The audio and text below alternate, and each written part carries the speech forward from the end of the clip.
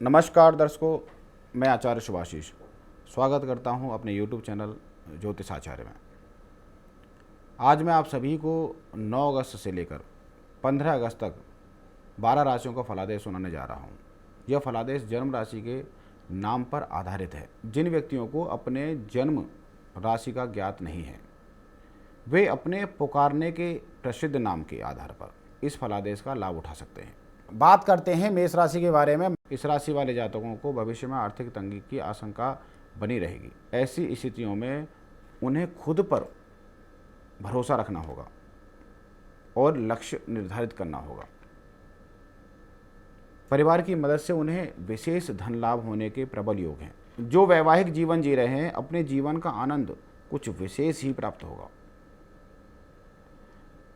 वृषभ राशि वालों के लिए यह सप्ताह प्रारंभ में उनको आर्थिक लाभ मिलेगा, जिससे समाज के अंदर उनकी मान प्रतिष्ठा बढ़ेगी। उन्हें अपनी वाणी की प्रतिभा से लोगों को विशेष रूप से प्रभावित करते हुए देखा जा सकता है। इन जातकों को अपने बॉयफ्रेंड या गर्लफ्रेंड के साथ सुंदर समय व्यतीत करने का मौका मिल सकता है। हालांकि प्रेम संबंध जीवन में उन्हें सोच समझकर ही कोई निर्णायक फैसला लेना चाहिए। जो लोग शादीशुदा हैं, उनके लिए भी यह अवधि विशेष लाभ व सफलता मिलने के योग बनने का संकेत दे रही है। बात करते हैं मिथुन राशि वाले जातकों के लिए। यह सप्ताह क्या कुछ लेकर के उनके लिए आया है। इस अवधि में उनको धन का विशेष लाभ हो सकता है तथा धन को संचित करने का भी सहयोग मिलेगा। इस अवधि में उन्हें पर्याप्त धन मिलेगा तथा बचत भी होगी, जिससे वो भविष्य के लिए रखकर भविष्य में आने वाली आर्थिक तंगी दूर करने में उपयोग कर सकते हैं। प्रेम संबंधों की दृष्टि से यह समय सामान्य रहेगा, बल्कि बहुत हद तक अनुकूल भी रहेगा। बात करते हैं कर्क राशि वाले जातकों का यह सप्ताह कैसा जाएगा। इस अवधि में जो भी कार्य आरंभ करेंगे, उन्हें पूरा करने में सक्षम रहेंगे। इस अवधि में अपने कारोबार के क्षेत्र से जुड़ी कोई यात्रा भी हो सकती है, जिससे उन्हें विशेष लाभ की प्राप्ति हो सकती है। हालांकि बीच बीच में खर्चों के लिए वृद्धि हो सकती है, परंतु जातकों को बेकार के खर्चों पर नियंत्रण रखना बहुत जरूरी है। प्रेम संबंध की दृष्टि से यह सप्ताह अधिक अनुकूल नहीं रहेगा। सिंह राशि वाले जातक किसी भी कार्य के लिए या बिजनेस के लिए या शिक्षा के लिए विदेश जाना चाहते हैं तो यह समय बड़ा अनुकूल है। आप प्रयास करें, आप प्रयास में सफल हो सकते हैं। इन लोगों को इस बात का ध्यान रखना होगा, अगर सेहत को लेकर किसी प्रकार की परेशानियां चल रही हैं तो सेहत का विशेष ध्यान रखें, क्योंकि सेहत बिगड़ने पर आपके अन्य कार्यों में भी रुकावटें पैदा हो सकती हैं। कन्या राशि वाले जातकों के लिए यह सप्ताह कैसा जाएगा। कन्या राशि वाले जातकों को विशेष ध्यान रखना होगा कि अगर कोई गैर कानूनी कार्य आप करने जा रहे हैं या कोई कार्य कर रहे हैं तो उससे आपको बचना होगा, क्योंकि यह कार्य आपके लिए मुश्किलें पैदा कर सकता है। खास तौर पर आपको धन कमाने के लिए कोई शॉर्टकट रास्ता नहीं अपनाना, क्योंकि शॉर्टकट रास्ता अपनाएंगे तो अवश्य ही जोखिम उठाना पड़ सकता है। किसी कोर्ट कचहरी मुकदमे में आप फंस सकते हैं। ऐसे जातकों को कभी भी आंख मूंद कर अपने साझेदार पर, जो व्यक्ति आपके साथ कार्य कर रहा है, उस पर भरोसा नहीं करना चाहिए। प्रेम और रोमांस की दृष्टि से यह समय बड़ा अनुकूल है। बात करते हैं तुला राशि वाले जातकों के लिए। तुला राशि वाले जातक अगर नौकरी कर रहे हैं और कोई अन्य कार्य भी आप करना चाहते हैं, जैसे बिजनेस करना चाहते हैं, तो उनके लिए यह समय बड़ा अच्छा है। आप अपने बिजनेस को एक बेहतर मुकाम तक ले जा सकते हैं। नया कार्य आप स्टार्ट कर सकते हैं। अपने व्यवसाय में विस्तार भी कर सकते हैं। अगर आप नौकरी नहीं कर रहे और बिजनेस कर रहे हैं तो यह समय आपका बिजनेस को विस्तार देने का है। और इस अवधि में अगर कोई पैतृक संपत्ति, जैसे पैतृक आपका मकान पड़ा हो कहीं, वह बिक जाए तो वो पैतृक संपत्ति का जो धन आएगा उससे आपको मदद मिल सकती है। प्रेम संबंधों की दृष्टि से यह समय पहले से बेहतर है।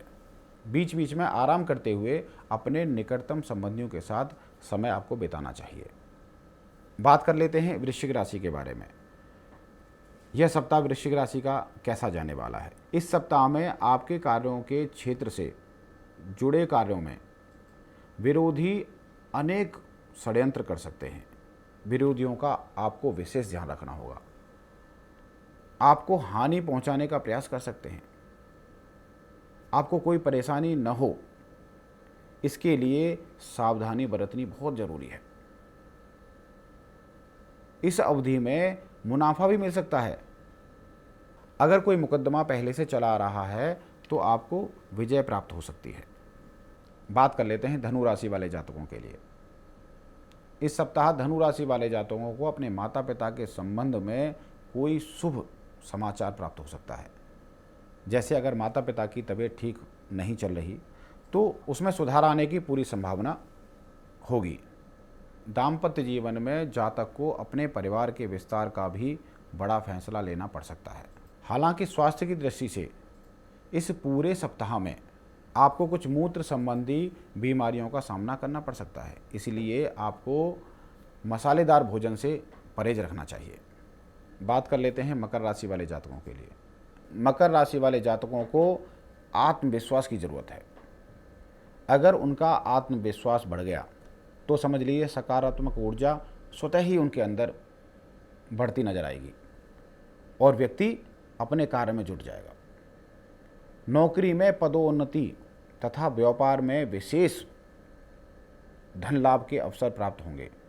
इस समय अधिक ध्यान देने की आवश्यकता है। इस सप्ताह उनके लिए अधिक रोमांस और प्रेम की वृद्धि करने वाला सिद्ध हो सकता है।